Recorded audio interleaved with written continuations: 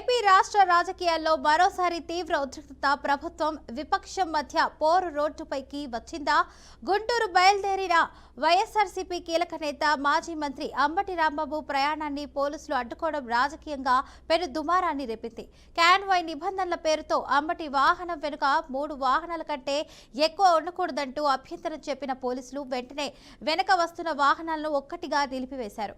దీంతో అక్కడికక్కడే ఉద్రిక్తత పరిస్థితులు నెలకొన్నాయి. శాంతియుతంగా వెళ్తున్న తమను అడ్డుకోవడం ప్రజాస్వామ్యానికి విరుద్ధమని మండిపడ్డ అంబటి, మీరు అనుమతిస్తే కారులోనే వెళ్తా, లేకపోతే గుంటూరుకు పాదయాత్రగా వెళ్తా అంటూ సూటిగా సవాల్ విసిరారు.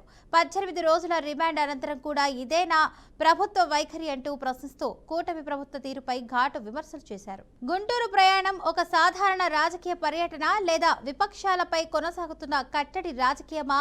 అంబటి రాంబాబు వాహనం బయలుదేరిన వెంటనే కాన్వాయ్గా వస్తున్న వాహనాలను పోలీసులు అడ్డుకోవడంతో వైఎస్ఆర్సీపీ శ్రేణులు తీవ్ర ఆగ్రహానికి లోనయ్యారు. రోడ్డుపైన నిరసనకు దిగిన నేతలు ఇది భద్రతా చర్యలు కావని, పూర్తిగా రాజకీయ వేధింపులేనని ఆరోపించారు. ఈ క్రమంలో జక్కెంపూడి రాజా సహా పలువురు నేతలు పోలీసులతో వాగ్వాదానికి దిగారు. ప్రభుత్వం అధికార బలంతో విపక్షాలను అణిచివేస్తుందని, ప్రజాస్వామ్య హక్కులను కాలరాస్తోందని తీవ్ర విమర్శలు గుప్పించారు. ఒక మాజీ మంత్రిని, ప్రజాప్రతినిధిని ఇలా అడ్డుకోవడం ఏ చట్టానికి సమ్మతమని నిలదీశారు. ఇక పోలీసుల వ్యవహార శైలిపై అంబటి రాంబాబు ఆగ్రహం కట్టడాలు తెచ్చుకుంది. నా ఇంటిని పగలగొట్టినప్పుడు 30 యాక్ట్ గుర్తు రాలేదా? అప్పుడు పోలీసులే దగ్గరుండి ఇల్లు ధ్వంసం చేయించారు.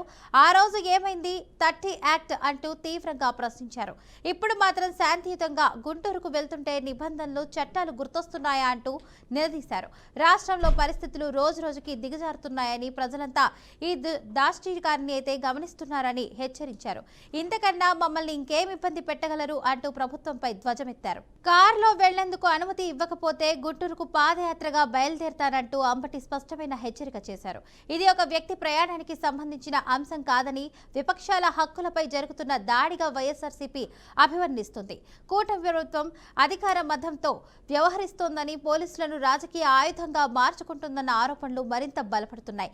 ఈ ఘటనతో రాష్ట్ర రాజకీయ వాతావరణం పూర్తిగా వేడెక్కింది. రోడ్డుపై మొదలైన ఈ పోరు రానున్న రోజుల్లో అసెంబ్లీ నుంచి ప్రజల మధ్య వరకు ఎంత దూరం వెళ్తుందో అన్నది ఇప్పుడు రాష్ట్ర వ్యాప్తంగా హాట్ టాపిక్ గా మారింది.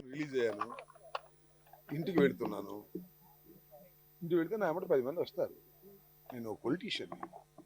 ఈ రాష్ట్రంలో మొన్నటి దాకా పరిపాలన చేసినటువంటి రాజకీయ పార్టీకి చెందిన వాడిని, మంత్రిగా చేసిన వాడిని. నన్ను అరెస్ట్ చేస్తే 10 మంది రారా? నేను అనాథనా? నాకు పార్టీ లేదా? వస్తే వాళ్ళు ఎవరిని వెళ్ళనివ్వంటే ఏంటి ఈ ఆంక్షలు? నాకు అర్థం కాలేదు. నేను పిలిపించుకున్నాను, మేము డబ్బులు ఇచ్చి వస్తారు అభిమానంగా.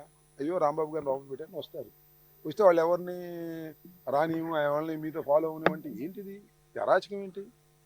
ఈ దౌర్జన్యం ఏంటి? ప్రభుత్వం మీదని, పోలీసులు మీ చేతిలో ఉన్నారని లోకేష్, చంద్రబాబు ఈ రకంగా చేయడం ధర్మమేనా? ఆలోచించమని మనం చేస్తున్నాం. ఏమయ్యారు ఈ పోలీసులు? నా ఇల్లు పగలగొట్టినప్పుడు ఏమయ్యారు? నా కార్లు పగలగొట్టిన ఏమయ్యారు? నా ఆఫీస్ ధ్వంసం చేసినప్పుడు ఏమయ్యారు? నా పెళ్ళాం బిడ్డలను తరిగినప్పుడు ఏమయ్యారు ఈ పోలీసులు?